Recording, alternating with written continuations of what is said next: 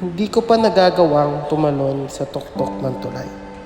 Ito siguro yung pinakamahirap na stunt bilang double. Pero kapag nagawa ko, hindi naman ako ang hahangaan. Ang bida ang pupurihin. Walang makakaalam na ako ang double. Ang lumundag at bumulusok mula sa ganito kataas. Ang double ay mananatiling anino. Hindi naririnig, hindi nakikita.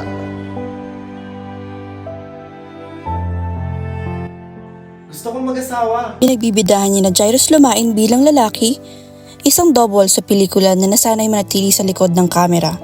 Matapang sa panlabas, ngunit may pusong puno ng tinatagong damdamin.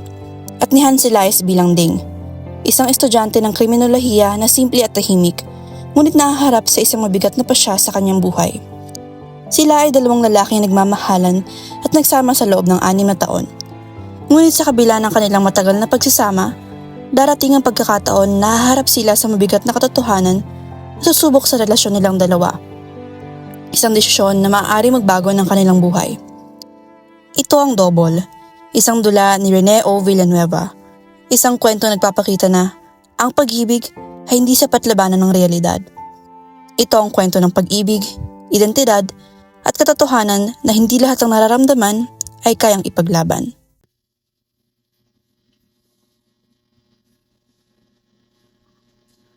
Gusto mo ba ng merienda? Tapos na kanina sa estasyon. Anong gusto mong hapunan mamaya? Kahit ano. Type mo ba mag-last full show? Ikaw, kung anong type mo. Ilang linggo ka ng ganyan ha? Hindi ka naman ganyan dati eh. Ano ba iniisip mo? Sabihin mo nga. Wala. Pagod lang ako. Hindi kilala kita. Alam ko may iniisip ka. Sabihin mo na kasi. Gusto kong mag-asawa. Sabi ko, gusto ko na mag-asawa. Ano naman pumasok sa isip mo at gusto mo mag-asawa? 27 anyos na ako. Ilang taon na lang. 30 na ako. Sino pa nagsabi pag 30 ng lalaki, kailangan niya mag-asawa ha? Alam ko, hindi mo ako maiintindihan. Subukan mo nga kasing ipaintindi sa akin. Balay mo magulat ka. Maintindihan ko, hindi naman ako tanga eh. Huwag ka namang sarcastic. Pwede naman natin itong pag-usapan ng maayos ha. Ay oo nga. Saan ba yung wedding? Sino yung bride? Saan ang simbahan? Ha? Ganon? Tapos na bang pamamanhikan? Tapos na bang wedding gown? Anong kulay ng motif? Huwag purple ha, magmumukha akong ubi halaya. Ang reception ba? Sa bahay? O sa restaurant? Ilan ang mga bisita? Ilan ang pares ng ninong at ninang? Wag na wag mo akong gagawin ninang ha? At wag na wag mo akong gagawin flower girl o kaya maid of honor. Ganon? Ganon yung gusto mong reaction ko? Alam ko, masasaktan ka. Eh, hindi! Kahit kapain mo pa tong dibdib ko, buto na lang yan. Sa tingin mo ba may puso pa sa ilalim yan? Wala na! Dugo na lang sisirit dyan. Hangin na lang ang lalabas. Isa lang naman ako lobo. Sige, saksakin mo na ako. Saksakin mo na ako. Hindi naman ako mahilig sa drama. Pero addict kasi ako sa drama sa telebisyon. Paborito ko si Sharon. Bata pa lang ako, iyakin na ako. Nasigaw lang yung teacher sa harapan, naiiyak na ako. Kahit sabihin ni mama na hindi bagay sa lalaki, ang pagiging iyakin pa rin ako. Dahil hindi bagay ang madamdamin. Ang mahina ang loob, ang mababa ang luha. Pero napapasinga ako. Nangangatog yung baba ko. Napapahigbi. Napapasipon. Ano ba kung bakit? Hindi dahil mababa ang luha ko. Dahil hindi naman ako lalaki. Bakla ako, bakla!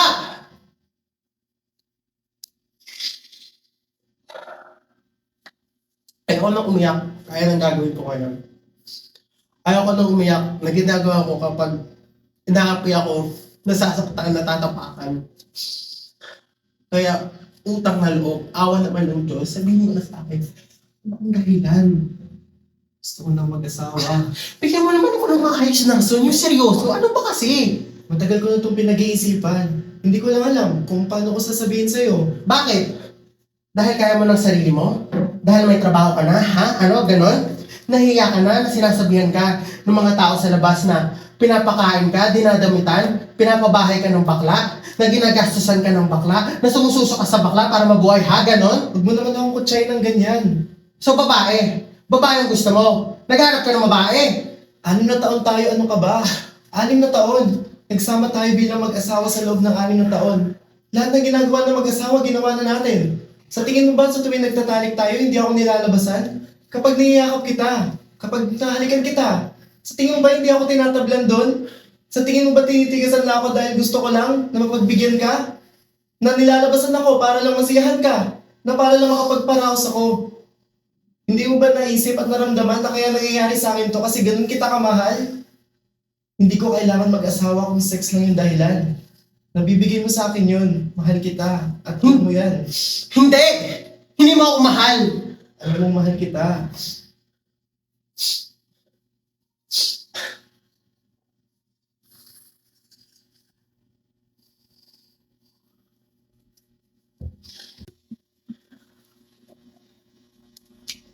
Alam mo ba, minsan iniisip ko na siguro mas mabuting kung bakla rin ako.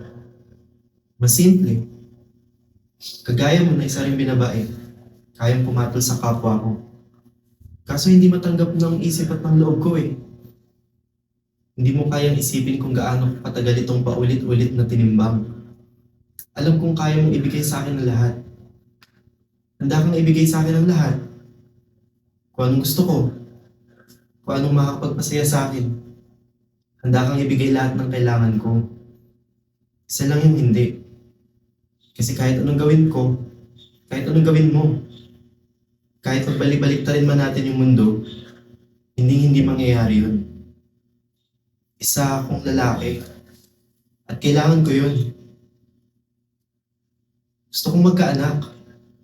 Gusto kong magkaroon ng sarili kong anak. Alam mo ba na sa tuwing nakakita ko ng bata, ang bigat-bigat ng lungkot na nararamdaman ko. Kasi kahit mahal natin ang isa't isa, kahit gaano pa natin kamahal ang isa't isa, imposibleng mangyari yun. Kahit anong gawin natin, kahit gaano pa katindi yung pagmamahal natin, hindi mangyayari yun.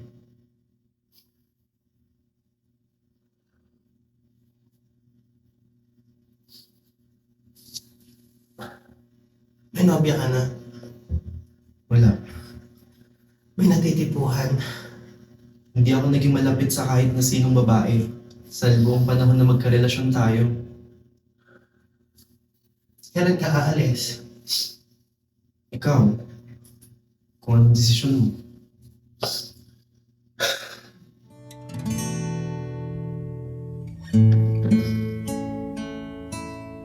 Ikaw at ako pinagtagpo, nag-usapang Yun ba ang kahulugan ng pagkalalaki? Ang pagkakaroon ng sariling anak? Kaya ko po tumalon.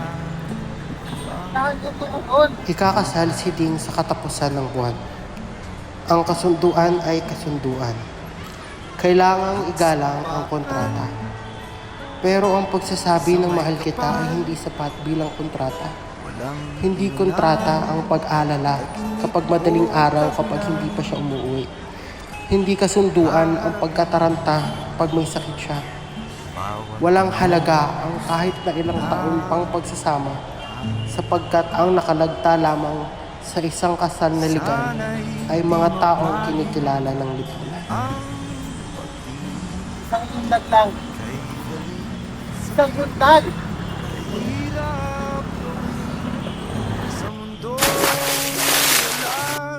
Dito nagtatapos ang mapait na kwento ni Ding at ni lalaki na nagmahal ng buong buo ngunit kinulang sa isang bagay na hindi niya kailanman maibibigay. Isang pag-ibig na totoo sa isang lipunang humahamon sa kanilang realidad. Mga pangarap na hindi sumasang-ayon sa sarili, damdamin at sa mata ng iba. Sa mundong pilit hinuhubog ang kahulugan ng pagiging lalaki, naiwan si lalaki sa pagitan. Hindi sapat sa mata ng nakasanayan, ngunit buo at totoo sa sarili niyang pagkatao at sa nobyo niyang si Ding. Hindi naging kakulangan ang kanyang pagiging bakla, kundi isang anyo ng pag-iral na hindi kinikilala at hindi binibigyan ng ustisya. Malungkot man isipin, Hindi naging sapat ang pagmamahal upang baguhin ang likas sa pangailangan ng isang tao. At hindi rin sapat ang 6 na taong sakripisyo upang punan ang kakulangan na hindi kayang tumbasan ng kahit anong damdamin. Sa likod ng bawat double, may isang taong handang ibigay ang lahat. Kahit kapalit ay ang manatiling anino. Hindi nakikita, hindi kinikilala, at kahit sa kanyang huling hininga, hindi pinili. At sa isang iglap ng pagtalon, hindi lamang katawan ang bumagsak, kundi pati ang isang puso minsang naniwala na sapat na ang pagmahal at sapat na ang maging totoo sa sarili at sa nobyo. Kahit sa mundong hindi pa handang umunawa. Kung minsan ay